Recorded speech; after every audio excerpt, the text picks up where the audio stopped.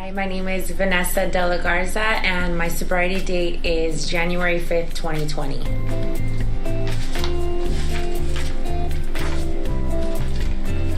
I have been with the House of Hope since January 9th, 2020, so almost 10 months or more, around there.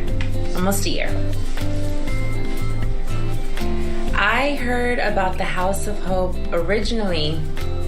I know God wanted me to be here. This is the story. I was experiencing really hard times back in 2018. Was when it got really ugly for me in my addiction.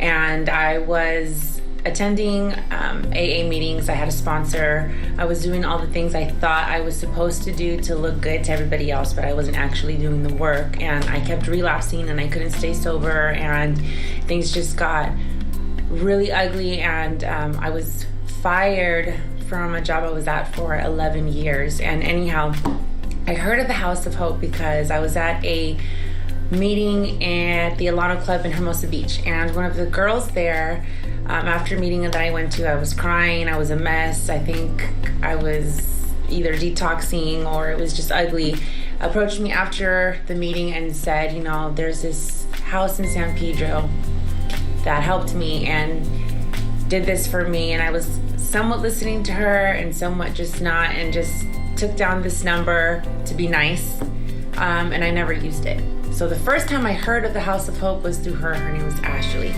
and I didn't do anything with the number then. It was in my phone though, and I fast forward, I'm gonna say 6 months, to where it got even uglier than I thought it could get. And I was about to lose my third job, on the verge of losing, and I finally admitted to my parents that I needed help. I couldn't do it by myself, and I went and stayed at my parents' house so I could detox.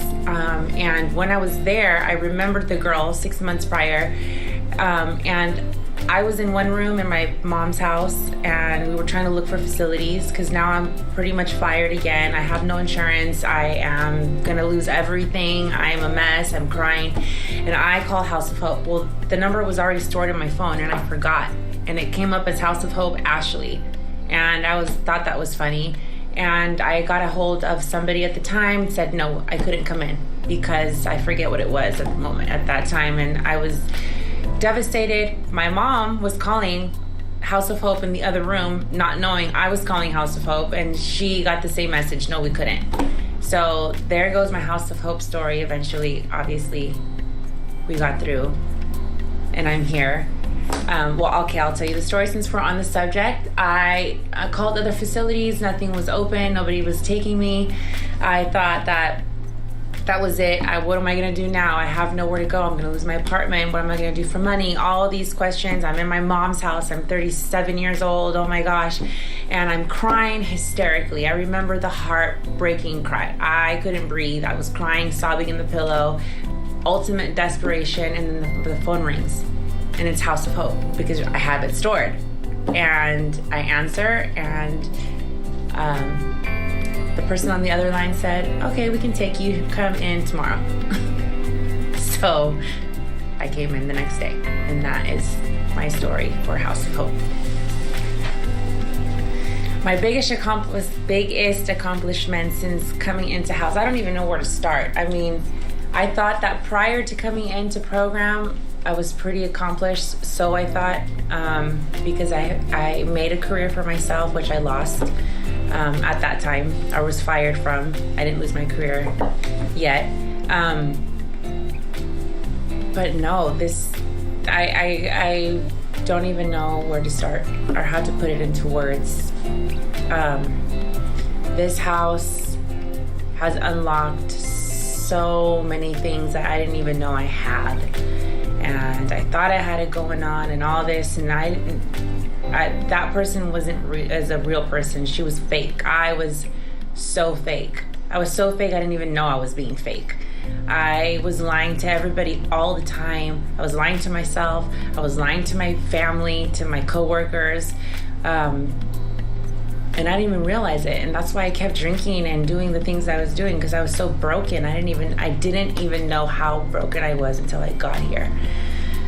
And through all these great women that have basically led me to meet myself for the first time in 38 years, it's just fantastic. I've done so much. Since I walked in the doors January 9th, since then, I've gone back to school, so I'm working to get my bachelor's, which was not ever even an option. I was never going to go back to school. I was going to stay at my dead-end job, and that was it.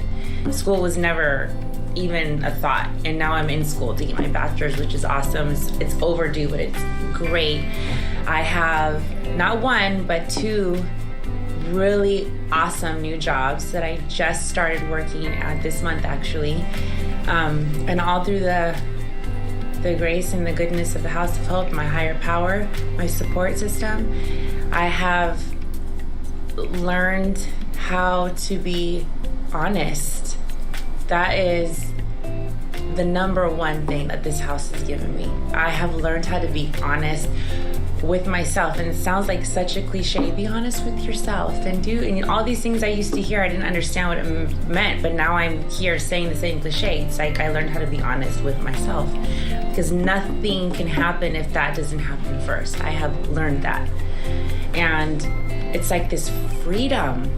I can't even explain it. It's a freedom for me to actually, I don't have to hide. I don't have to go to work and lie about anything. Not because I drank all night and I'm only on 3 hours of sleep and I'm jittery and I hope I don't have to start because I'm a nurse. I don't have to start IVs or someone's gonna know, or like I have a clear conscience. I go to work and I leave work happy, and I can be present. From another thing, I can be present. I was always making up excuses to why I couldn't do things, or calling in sick to work, or just saying I was going to do something and not do it. I'm accountable. I show up to do what I say I'm going to do as a responsibility, whether I'm feeling it or not. And if I have a responsibility, I'm going to fulfill it. I like who I am. That's so crazy, because I didn't realize how much I hated myself. So much. I tried to kill myself twice. I mean, I didn't care anymore about anything, and I'm so glad that I was not successful and I get to live this life. I am so grateful, and this is really all because of the House of Hope. I was supposed to land here. Earlier, and it didn't happen, and God was like, okay, go out and learn, go out and do some more research, and you're gonna almost die, but I'm not gonna let you, and now you're gonna be open to the House of Hope. And that's exactly what happened. God knows me. He's my man. God is my man. And there's nothing I wouldn't do to give back to this house, because this program is literally saving lives. And I will forever be indebted to this program. And I'm always going to come back here. This is always going to be a part of my foundation of who I really am. House of Hope will be a part of that for sure. And this program is incredible, and I don't know how I can ever repay them, but I'm going to be around. Can't get rid of me.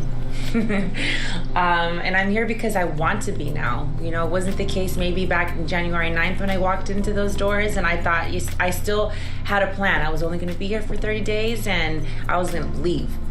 4 months later, 4 months later in residential, and then another 6, in recovery bridge housing, and then I'm moving into sober or independent living. I don't know what the difference is, but in a few weeks by choice, and I'm happy about it, and this is my life. And I am free, and I am happy, and I'm healthy, not just physically, but I'm healthy spiritually as well. And I haven't ever experienced that, ever. And I'm just very grateful. So thank you to the House of Hope, and to my higher power, of course, for putting me here.